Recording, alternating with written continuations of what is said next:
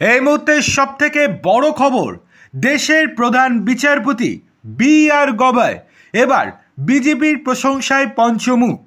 কি বলেছেন তিনি, চলুন শুনে নেওয়া যাক। সুপ্রিম কোর্টের প্রধান বিচারপতি নিযুক্ত হয়েছেন বি.আর. গবাই।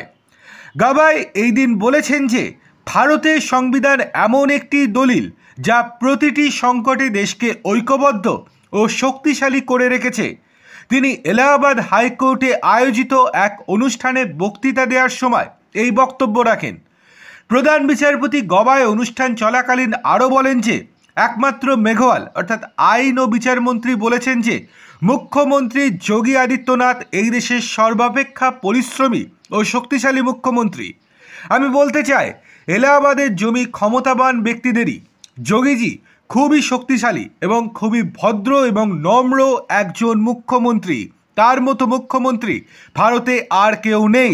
তিনি আরও বলেন, সংবিধান তৈরির পর যখন এর চূড়ান্ত খসড়া গণপরিষদের সামনে উপস্থাপন করা হয়েছিল তখন সেটি দেখে কেউ বলেছিলেন সংবিধানটি মাত্রাতিরিক্ত যুক্তরাষ্ট্রীয়, কেউ বলেছিলেন ঐকিক।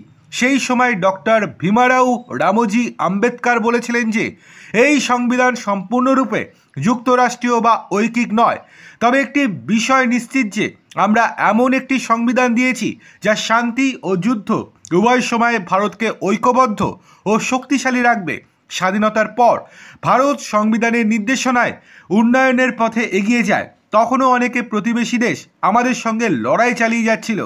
প্রধান বিচারপতি যে পরোক্ষে পাকিস্তান ও চীনকে খোঁচা দিয়েছেন তা বলার অপেক্ষা রাখে না।